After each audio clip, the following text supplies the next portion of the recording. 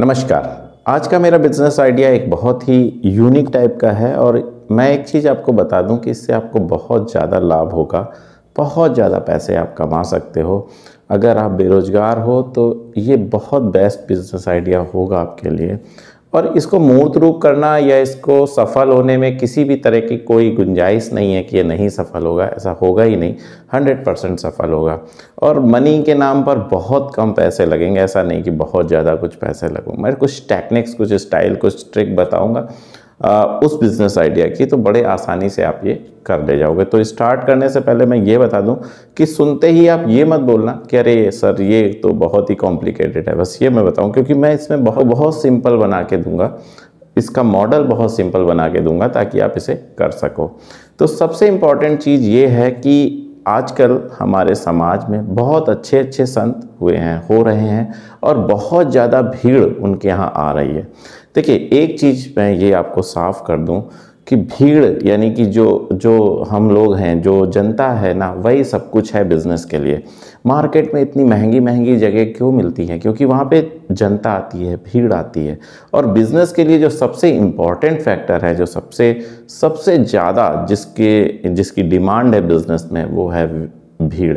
चाहे वो मॉल बनाया जाए या मार्केट बनाई जाए या कुछ भी बनाया जाए, जब हमारे पास भीड़ आएगी तो 100% सीधी सी बात है कि हम बहुत बहुत अच्छा बिजनेस कर पाएंगे।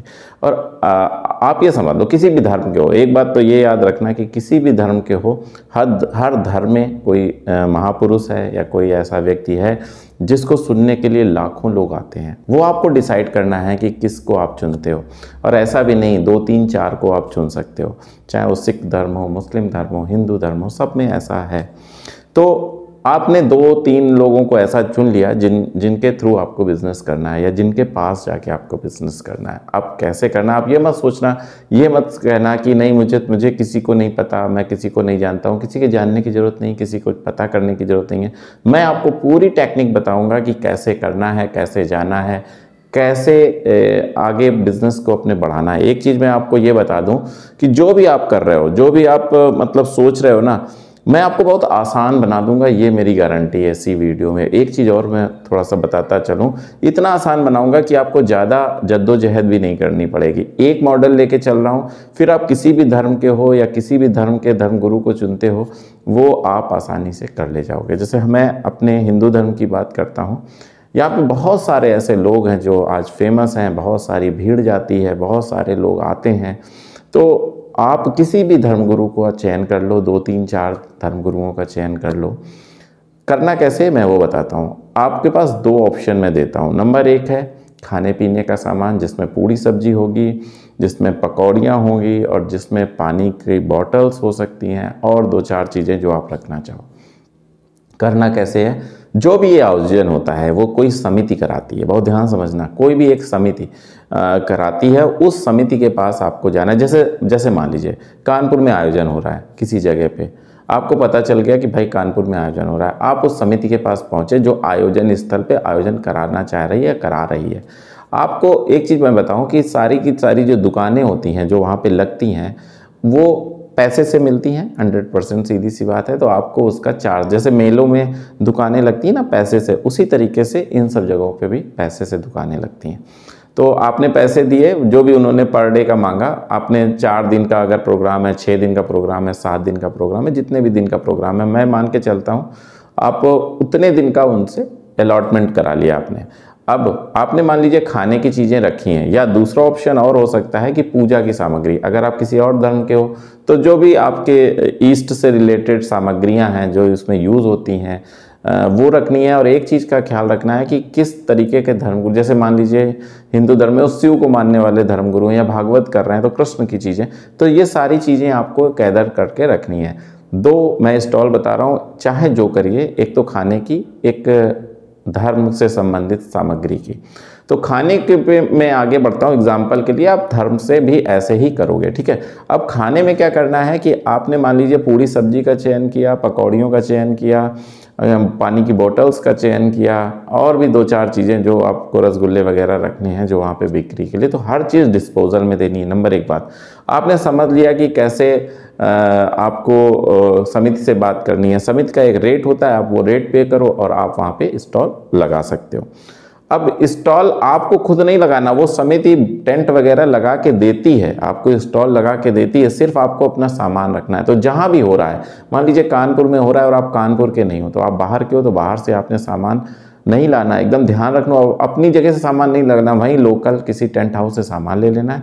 एक कारीगर पकड़ लेना है जो पूड़ी सब्जी और ये जो भी आपके मेन्यू है बना सके, और वहाँ बनाना है। एक चीज़ मैं बताऊँ, बहुत सारे लोग आते हैं जो बाहर से आते हैं, वो यहीं पे खाते हैं। आपका ये स्टॉल बहुत अच्छा चलेगा और चलता है, मैं खुद जानता हूँ, मैं खुद देखता हूँ। मैं भी किसी एक समिति का सदस्य था, तो मुझे बहुत अच्छे से पता है। मैं अध्यक्ष भी रहा हूँ एक समिति का, मैं नाम नहीं लूँगा, बट मैं अध्यक्ष भी रहा हूँ, तो मुझे ये सारी चीज़ें पता हैं कि कैसे होती हैं, है ना, कैसे लोग मतलब स्टॉल देते हैं, कैसे वहाँ पे स्टॉल लगाई जाती है, मैंने आपको समझाया और बताया। अब ये समझ लीजिए कि अगला आपको जब वहाँ पे आप स्टॉल लगाओगे तो आपको पता चल जाएगा कि महात्मा जी का अगला प्रवचन या अगला कार्यक्रम कहाँ पे है। तो आपको ये सारा सामान, यहाँ पे आपकी खूब अच्छी बिक्री हुई, सब कुछ हो गया। अब टेक्निक ये है कि यहाँ का टेंट का सामान यहीं पे छोड़ना है, या कारीगर यहीं पे छोड़ना है, टेंट वगैरह तो जो यहाँ पे लगाया उसी का था, आपको कुछ नहीं करना, आप सीधे वहाँ पे चले जाओगे। क्योंकि संत जी होंगे या जो महात्मा जी होंगे वो अगले 4-5-10 दिन बाद ही वहाँ का प्रोग्राम रखेंगे, क्योंकि इतना तो ड्यूरेशन वो लेके ही चलते हैं। तो आप तुरंत वहाँ पहुँचो जहाँ अगला कार्यक्रम है, वहाँ की समिति से कॉन्टेक्ट करो कि यहाँ पर मैंने किया था, पहले किया था, अभी ये करना है, और वहाँ फिर वहाँ के ही टेंट ले लो और वहाँ के ही कारीगर ले लो जो खाना बनाने वाले, और फिर आप वहाँ पे अपना स्टॉल लगा लो। इस तरीके से आप करोगे तो बहुत बहुत बहुत अच्छा पैसा कमा पाओगे। मैं बहुत अच्छे से जानता हूँ, मैं बहुत अच्छे से समझता हूँ ये चीज़ें, क्योंकि मैंने आपको पहले भी बताया कि मैं किसी एक संस्था का अध्यक्ष रह चुका हूँ, तो मुझे अच्छे से पता है कि कैसे होता है। दूसरा जो मैंने आपको बताया सामान वाला, उसमें तो बहुत थोड़ा सा झंझट है, क्योंकि आपको सामान जो आपका बचेगा उसको फिर से ले जाके दूसरी जगह शिफ्ट करना होगा। लेकिन जो खाने वाला है उसमें कोई झंझट नहीं है। जो सामान आपने लिया था ख़त्म हो गया, सब कुछ ख़त्म करके जो बचे थोड़ा बहुत उसका भंडारा कर दो, सबको वहीं खिला पिला दो, काम ख़त्म करके अगली जगह फिर से नया सामान, नई चीज़, नए कारीगर, नया सब कुछ, और फिर ऐसे ही करके आपकी चैन चलती जाएगी। आपने अगर 2 संत देख लिए या 3 संत के यहाँ ऐसा कुछ सेटिंग कर ली, तो आपको पूरा समय, पूरा साल भर आपको काम मिलेगा, ये मैं समझा रहा हूँ। लेकिन बिक्री इतनी अच्छी होगी जिसको कभी आपने सोचा नहीं होगा। जब इससे पैसे अच्छे बन जाएं, जब आपके पास एक अच्छा खासा बैंक बैलेंस हो जाए, तब आप फिर किसी दूसरे बिज़नेस की तरफ सोचो। लेकिन ये बिज़नेस बहुत अच्छा है, वहीं से आपको और भी रास्ते खुलेंगे, और भी आगे बढ़ने की कई सारे माध्यम मिलेंगे, बहुत कुछ मिलेगा साथ में, जो आपकी जिस धर्म से रिलेटेड हो, और अगर उसी धर्म में जाते हो तो बहुत कुछ सीखने को भी मिलेगा, जो आपकी स्पिरिचुअल लाइफ के लिए भी बहुत ही अच्छा होगा, ये मुझे पता है। तो बात मैंने आपको समझाई कि कैसे आपको बिज़नेस करना है, कैसे आपको आगे बढ़ना है, कैसे आपको जो अपने भारत की संस्कृति है उससे जुड़ते हुए बिज़नेस करके और बहुत बहुत तरक्की आप कर सकते हो।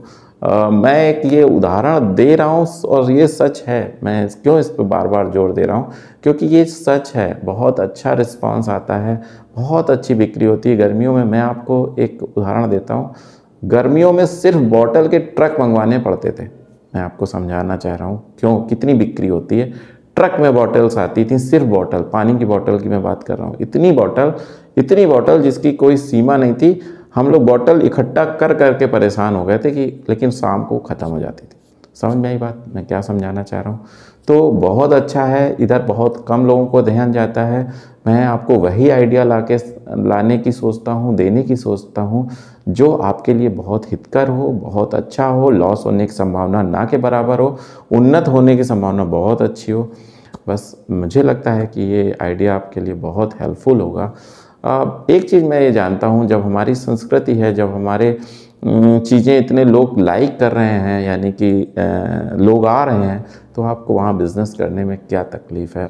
मेरे भारत के लोग आगे बढ़ें, मेरे भारत के लोग अच्छा पैसा कमाएं, बस इतनी ही मेरी सोच है, इतना ही मैं चाहता हूँ, इतनी ही मेरी इच्छा है। अगर आपको लगता है कि हाँ ये वीडियो काम का है, तो आप उस तक ज़रूर पहुँचाओ जिसको इसकी ज़रूरत है, जो ये ज़रूरत रखता है उस तक ये वीडियो ज़रूर पहुँचाओ। कि जो भी आप काम करें, जो भी मतलब इससे रिलेटेड, अगर आप पूजा की सामग्री लगा रहे हैं, अगर आप खाने की सामग्री लगा रहे हैं, तो बिक्री तो अच्छी होगी, लेकिन आपके अंदर एक भाव भी उत्पन्न होगा।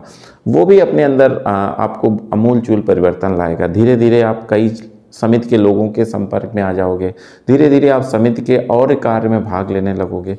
ऐसा देखिए क्या है, कोई भी संत है या कोई भी महात्मा है, अगर वो कुछ कर रहा है ना, तो वहाँ इकनॉमी तो रोटेट हो ही रही है। ठीक है, बहुत सारे ऐसे माध्यम हैं जिससे आप पैसे कमा सकते हो। मैं ये नहीं कह रहा कि आप सिर्फ पैसे के लिए उधर जाओ, आप पैसे तो कमाओगे ही, बहुत सारे पैसे कमाओगे, साथ में बहुत कुछ और भी कमा लाओगे। बस मेरे भारत के लोग आगे बढ़ें, मेरे भारत के लोग बहुत बहुत आगे बढ़ें, बस इतनी ही मेरी इच्छा है, इतने ही मैं चाहता हूँ, इतनी ही मेरी कल्पना है, इतनी ही मेरे अंदर से उठने वाली, आत्मा से उठने वाली पुकार है कि मेरे भारत के लोग आगे बढ़ें। बस इतना ही कहना था। अगले वीडियो तक मैं आपसे विदा चाहता हूँ, तब तक के लिए नमस्कार।